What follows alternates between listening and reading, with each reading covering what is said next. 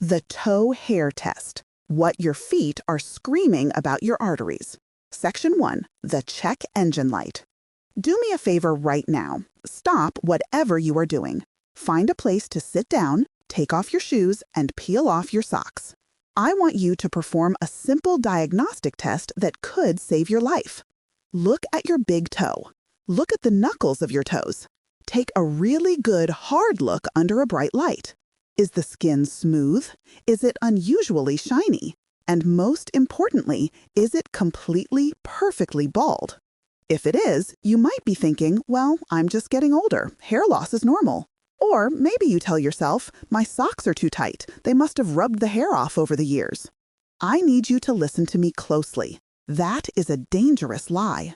That missing hair isn't a cosmetic issue. It isn't a quirky sign of aging. It is a scream for help from your circulatory system. It is the biological equivalent of the check engine light flashing red on your car's dashboard.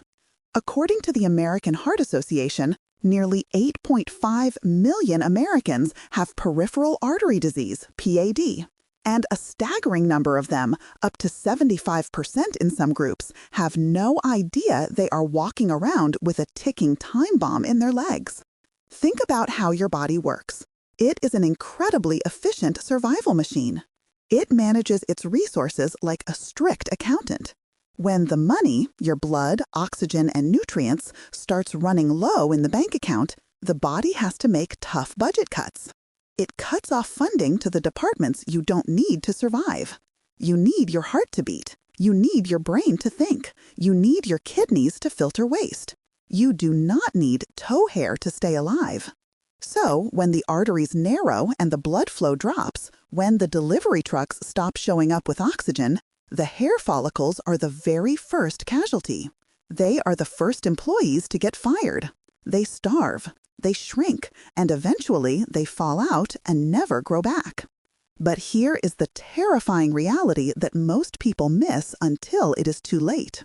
If the blood can't reach the hair follicles to keep them alive, it is struggling to reach the nerves sitting right next to them. If you ignore this silent warning, the next symptom isn't just a bald toe. It is nerve damage that leaves your feet numb. It is a tiny blister that appears out of nowhere and refuses to heal for months. It is tissue death that turns your skin black and leads to amputation. We are talking about a plumbing problem that threatens your independence. But like any plumbing problem, if you catch the leak early, you save the house. If you wait until the basement is flooded, the damage is done. In this video, I am going to walk you through the exact steps to fix the flow. We are going to reset your system. And I am going to teach you a specific 30-second vascular reboot technique at the very end of this video that flushes out the stagnant blood and invites fresh oxygen back into your legs. It is the single most important movement you will learn this year. But you have to watch until the end because that movement is useless if you are making the critical diet mistake we discuss in Section 4. Let's get your legs back. Section 2. The gravity problem.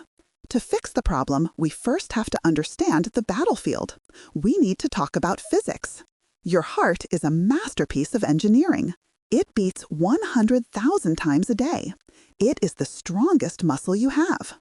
But it has a serious design flaw when it comes to your feet. It is very, very far away. Sending blood down to your toes is actually pretty easy. Gravity does all the work for you. It's like pouring water down a slide. The blood rushes out of your heart, down your aorta, through your legs, and hits your feet with no problem.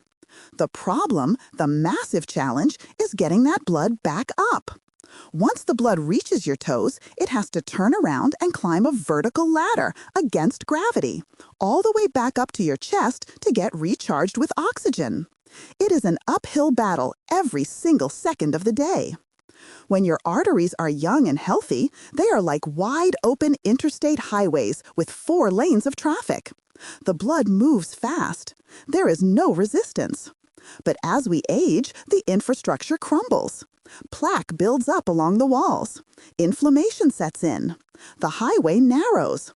It turns from a superhighway into a single-lane dirt road full of potholes. The pressure drops, the flow slows down to a painful crawl.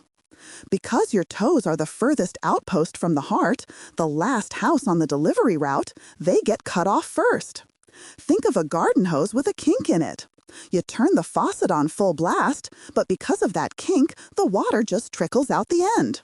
The grass right at the nozzle stays green because it gets the leaks. But the grass at the very end of the yard, it turns brown, it dries out, it dies. Your toes are that dying grass. The blood is trickling, not flowing. And without that flow, you lose the hair, then you lose the sensation, and finally, you lose the ability to walk without pain. This isn't about looking good in sandals at the beach. This is about being able to walk to the mailbox without your calves burning. It's about being able to stand in the kitchen and cook a meal for your family without having to sit down every 5 minutes. It is about your freedom.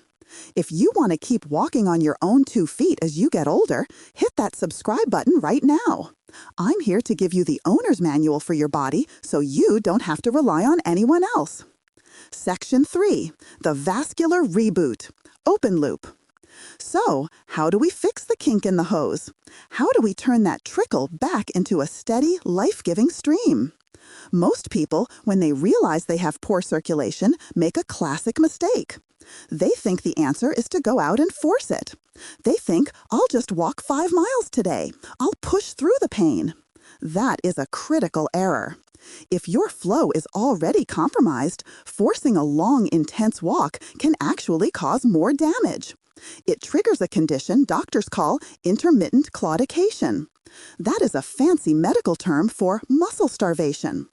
When you force a muscle to work without oxygen, it creates toxic byproducts. It screams in pain, it cramps, it burns. You are stressing tissue that is already dying. There is a better way. There is a smarter way. There is a specific, gentle technique I call the vascular reboot. It is a simple movement that uses physics, not brute force. It flushes stagnant, oxygen-poor blood out of the deep veins of the legs without stressing your knees or hips. It basically resets the pressure in your lower body. It clears the pipes so fresh blood can enter. I am going to teach you the exact movement at the end of this video. It is the single most important thing you can do before bed to ensure your legs survive the night. It is a game changer for anyone who spends a lot of time sitting. But here is the catch, and you need to listen closely to this part. The reboot won't work if your blood is thick like syrup. You can have the best pipes in the world. You can have the strongest heart pump in the world. But if you are trying to pump thick, sticky sludge through those pipes, nothing moves. The pump burns out. The pipes clog.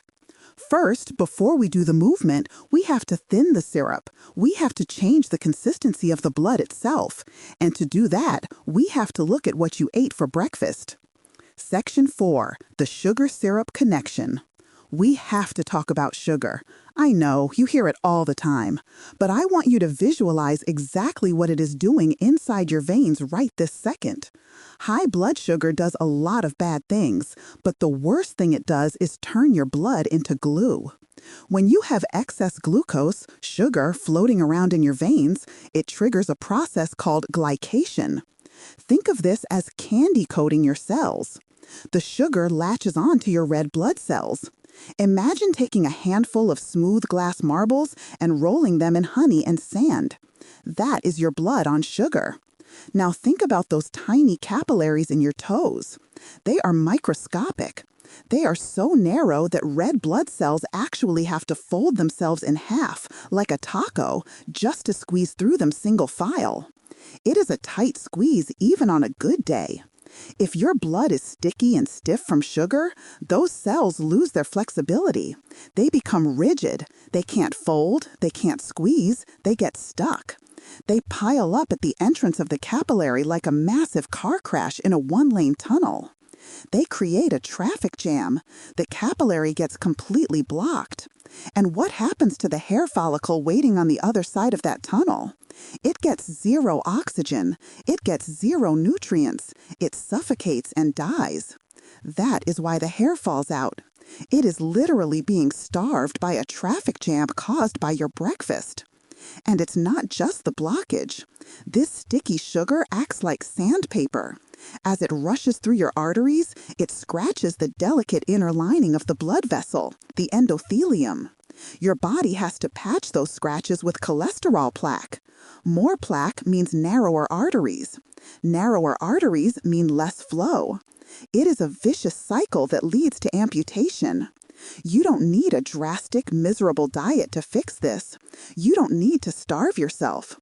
You just need to cut the white poison, refined sugar, that shreds your artery walls and thickens your blood. Here is a tiny change with a massive impact. Try. Swap your morning fruit juice for a tall glass of water with a fresh squeeze of lemon. Fruit juice is a sugar bomb that hits your blood instantly. Lemon water, on the other hand, is powerful. The citric acid helps optimize your body's pH, and the hydration thins the blood. It keeps your blood flowing smooth, like water, instead of sticky, like syrup. Section 5. The Shiny Shin Warning. We looked at the toes. Now I want you to look a little higher. Pull your pant leg up. Look at the front of your lower leg, right along the shin bone. Is the skin shiny? Does it look tight? Does it look like someone took a sheet of plastic wrap and stretched it tight over the bone? A lot of seniors see this and they think, wow, my skin is so smooth. I have great skin for my age. I hate to be the bearer of bad news, but that is not good skin. That is atrophy. Healthy skin has texture. It has tiny ridges. It has pores you can see. And most importantly, it has a layer of fat underneath it.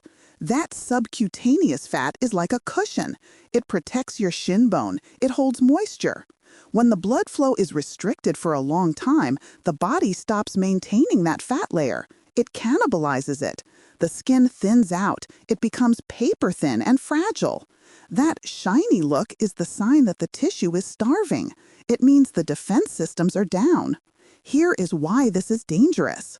If you have healthy legs and you bump your shin on the coffee table, you get a bruise. It hurts, but it goes away in a few days. If you have shiny, atrophied skin and you bump that same coffee table, the skin might split open. And because there is no blood flow to bring in the repair crew, the white blood cells, the platelets, the oxygen, that cut doesn't heal. It sits there. It gets bigger. It turns into a non-healing ulcer.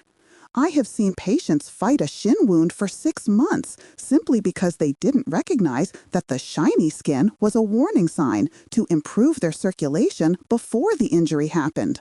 Comment yes below if you've noticed your lower legs getting shinier or hairless lately. It helps us know how common this is, and it helps other people realize they aren't alone in this battle. Section 6. The Nitric Oxide Fix. Now we need to talk about the chemical solution. We have talked about the pipes. Now let's talk about the valves. Your arteries are not just dead metal pipes. They are alive. They are dynamic. They have muscles in their walls. They can squeeze tight, constrict, or they can relax and open up wide, dilate. We want them to open up. We want them to be as wide as possible to let the blood rush in. To do that, your body needs a specific molecule called nitric oxide. This is the miracle molecule for circulation. It won the Nobel Prize in Medicine in 1998. It is the body's natural vasodilator. It sends a chemical signal to the artery wall that says, relax. The vessel opens up and the pressure drops. The problem is, as we get older, our bodies stop making as much of it naturally. We dry up. By the time you are 60, you might only be producing 15% of the nitric oxide you made when you were 20. So you need to eat it. You need to bring it in from the outside. You need dietary nitrates. Beets are the king of this. Leafy greens like arugula, spinach, and bok choy are absolute rocket fuel for your circulation. When you eat them, your body takes those nitrates and converts them into nitric oxide, expanding the highway down to your toes. But here is the scary part. You might be destroying this molecule every morning in your bathroom. You can eat all the beets in the world. You can eat spinach 3 times a day. But if you do this one thing, you are flushing all that benefit down the drain. To keep your circulation, you have to stop using antiseptic mouthwash. This is the secret tip that almost no one knows, but studies from the University of Plymouth have confirmed it. The conversion of food nitrates into nitric oxide doesn't happen in your stomach. It happens in your mouth. It happens on your tongue. There is good bacteria living in the grooves of your tongue. These bacteria are the factory workers. They take the food you eat and turn it into the medicine your arteries need. If you wake up and nuke your mouth with harsh, alcohol-based antiseptic mouthwash, you kill the bacteria. You kill the factory workers. You swallow the food, but without the bacteria, the conversion never happens. You get zero cardiovascular benefit. In fact, using mouthwash daily has been linked to higher blood pressure for exactly this reason. So keep brushing your teeth, keep flossing, but ditch the nuclear mouthwash. Let your natural microbiome do its job so your arteries can open up and feed your feet. Section 7. The temperature trap. Let's do another quick test. This one is about feeling. Touch your feet. Are they ice cold? I don't mean just a little chilly. I mean, are they cold even when you are under a warm blanket? Are they cold even in the summer? Now pay close attention to this detail. Is one foot colder than the other? Having cold feet is one thing. Having asymmetrical temperature is a massive red flag.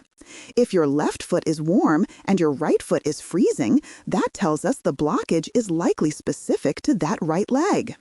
When you feel this coldness, your natural instinct is to warm them up.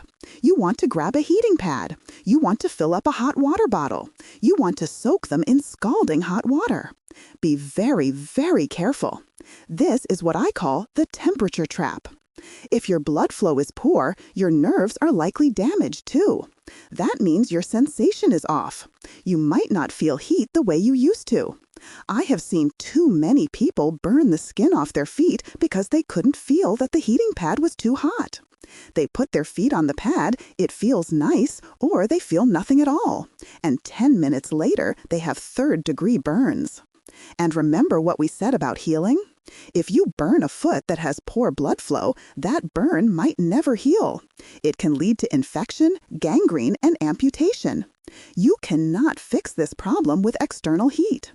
Putting a fire on the outside of the house doesn't warm up the inside. You need internal heat.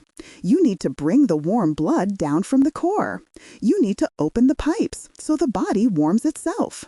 Do not trust your feet to tell you the temperature. If you must wear socks, wear wool. But do not apply direct electric heat to a numb foot. It is simply not worth the risk. Section 8. The ankle pump. So how do we force that warm blood down? How do we push the old, cold blood out? You have a secret weapon in your leg. It is often called the second heart. It is the soleus muscle in your calf. Here is how it works. Your main heart pumps blood out, but your calf muscle is responsible for pumping blood back. Inside your leg veins, there are tiny one-way valves. When you flex your calf muscle, it squeezes the vein. It shoots the blood up through the valve. When you relax, the valve closes so the blood can't fall back down. It is a mechanical pump. But here is the problem. It only works when you move. When you sit, the pump is turned off. The motor is dead. The blood pools in your ankles. It sits there. The pressure builds up. The new fresh blood can't get in because the old blood is taking up all the space. The toes starve. You need to manually pump the handle. You don't need a gym for this. You don't need weights. You can do it right now while you are sitting in your chair watching this video. Try. While sitting in your chair, keep your toes flat on the ground. Now lift your heels up, as high as they will go. Really feel the squeeze in the back of your calf. Hold it for a second, then drop them back down. Do this 20 times. Up, squeeze, down. Up, squeeze, down. Stop if you feel sharp pain, and always talk to a clinician if you have balance issues or a history of clots. This simple motion acts like a plunger. It forces the stagnant fluid to move out. It clears the congestion. By clearing the out pipe, you make room for the in pipe to bring fresh, warm, oxygenated blood to your toes. Do this every single hour you are sitting. Set a timer. Your second heart needs to beat just as much as your first one. Section 9. The Vascular Reboot Revealed. Loop Resolution. Remember that vascular reboot I promised you at the start? The trick that is better than walking until you hurt? The one that uses physics to save your legs? Here it is. It utilizes gravity, but in reverse. We are going to turn the gravity problem into a gravity solution. I want you to find a spot on your bed or on the floor near a wall. Lie flat on your back. Take your legs and prop them up against the wall. Or, if that is too difficult, stack 3 or 4 pillows up and rest your legs on top of them. The goal is simple. You want your feet to be above the level of your heart. Stay there for about 2 minutes. Here is what is happening. Gravity is draining all that pooled, oxygen-poor, stagnant blood out of your feet. It is draining the swamp. You are emptying the veins that have been swollen and congested all day. After 2 minutes, sit up. Swing your legs over the edge of the bed so they dangle down toward the floor. This is the magic moment. Gravity will suddenly pull a massive rush of fresh, oxygenated, nutrient-rich arterial blood down into your empty vessels.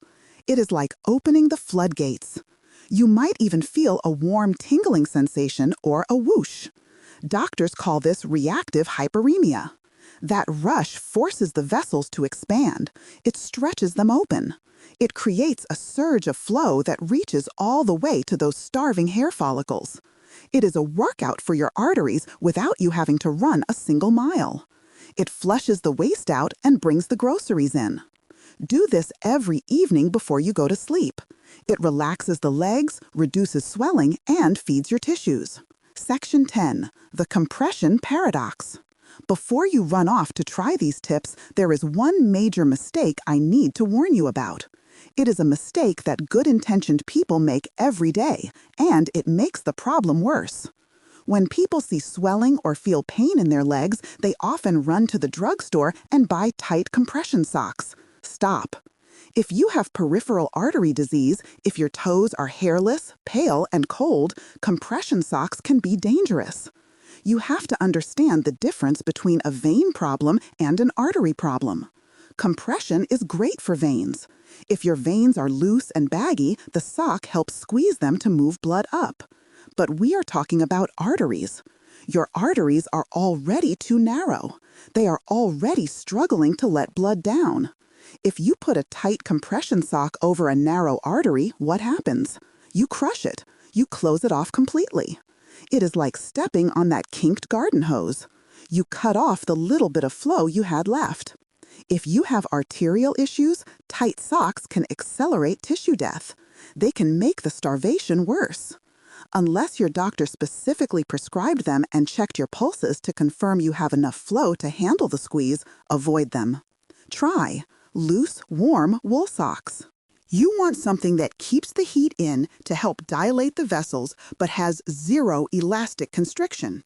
You want a diabetic sock or a loose wool sock that doesn't leave a dent in your calf. Comfort is key. Constriction is the enemy. Section 11. The Wrap and Final Push. The hair on your toe is such a small thing. It's easy to miss. It's easy to ignore. But the message it is sending is huge. Your body is talking to you. It is telling you the supply line is struggling.